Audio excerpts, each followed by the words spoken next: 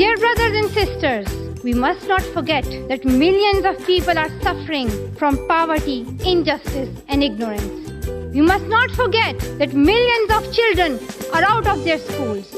We must not forget that our sisters and brothers are waiting for a bright, peaceful future. So let us wage a global struggle against illiteracy, poverty, and terrorism. Let us pick up our books and our pens. They are our most powerful weapons. One child, one teacher, one book, and one pen can change the world. Education is the only solution. Education first. The change you want to see, take a look through my eyes. I am alive. I am infinite hope. I am alive. I am alive. No, I'm just a committed and even stubborn person who wants to see every child getting quality education. When my world suddenly changed, my priorities changed too. I had two options. One was to remain silent and wait to be killed. And the second was to speak up and then be killed. I chose the second one. I decided to speak up. These are the words by Malala Yousafzai. Malala Yousafzai is an education activist who stood up to the Taliban, survived an assassination attempt, and became the youngest person ever to win a Nobel Peace Prize.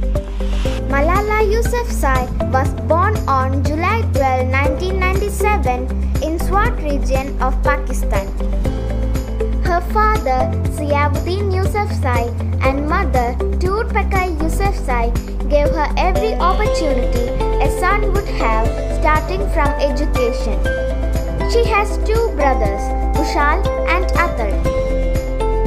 In 2008 September, she gave her first speech at a local press club in Peshawar.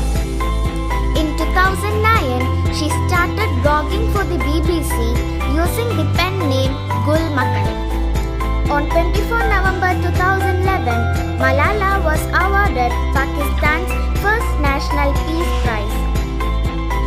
On 9 October 2012, Malala was shot in the head by the Taliban gunmen while riding a bus on her way home from school.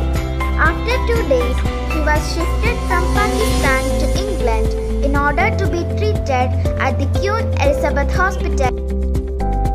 On 8 February 2013, Malala was released from the hospital. On 19 March 2013, she returned to school, attending Edgbaston High School for Girls in Birmingham, England. In April 2013, the Malala Fund was established to provide grants for the education of girls. On 18th April 2013, Malala was listed as one of the Time's most influential people of the year. On July 12, 2013, she addressed the United Nations in New York. Her autobiography, I Am Malala, was published on 8 October 2013. On October 10, 2014, Malala was awarded the Nobel Peace Prize. She is the youngest recipient of Nobel Peace Prize. She completed her graduation from the University of Oxford in 2020. Malala was designated as a United Nations Messenger of Peace in 2017 to raise awareness of the importance of girls' education. She is currently an advocate for girls' education and women's equality and UN Messenger of Peace. One child, one teacher, one book, and one pen can change the world.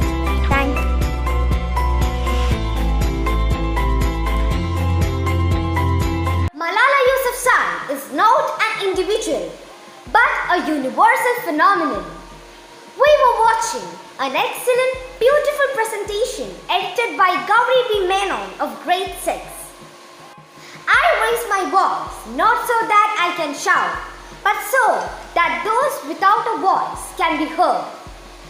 Yes, the powerful words of Malala Yousafzai. Today, 12 July, we celebrate the day for the one and only Malala.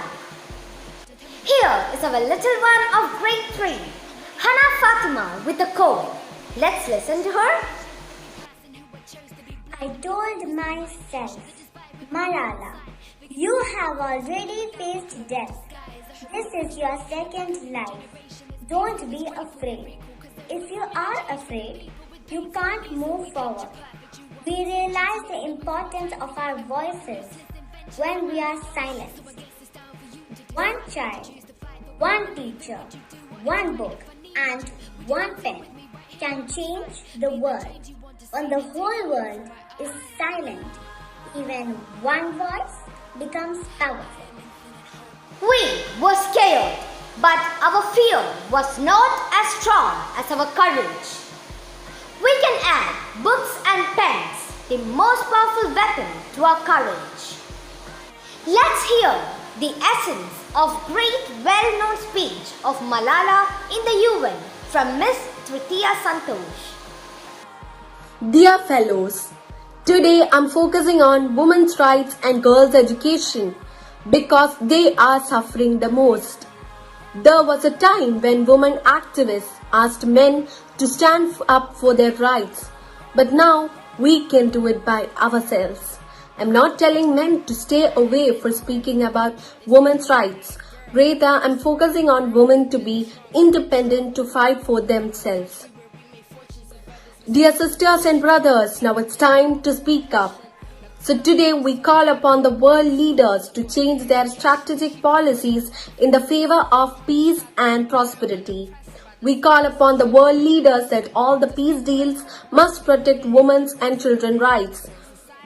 The deal that goes against dignity of women and their rights is unacceptable. We call upon all governments to ensure free compulsory education for all children around the world. We call upon all communities to be tolerant, to reject prejudice based on caste, creed, sect, religion or gender, to ensure equality and freedom for women so that they can flourish. We cannot all succeed when half of us are held back. We call upon our sisters around the world to be brave, to embrace the strength within themselves and realize their full potential. So let's wage a global struggle against illiteracy, poverty and terrorism. So let's pick our books and pens. They are our most powerful weapons. Thank you.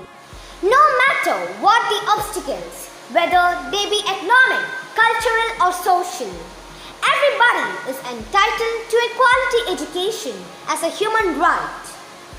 In the words of the young activist, education is education. Learn everything and then choose which path to follow. We were scared, but our fear was not as strong as our courage. We can add books and pens, the most powerful weapon to our courage.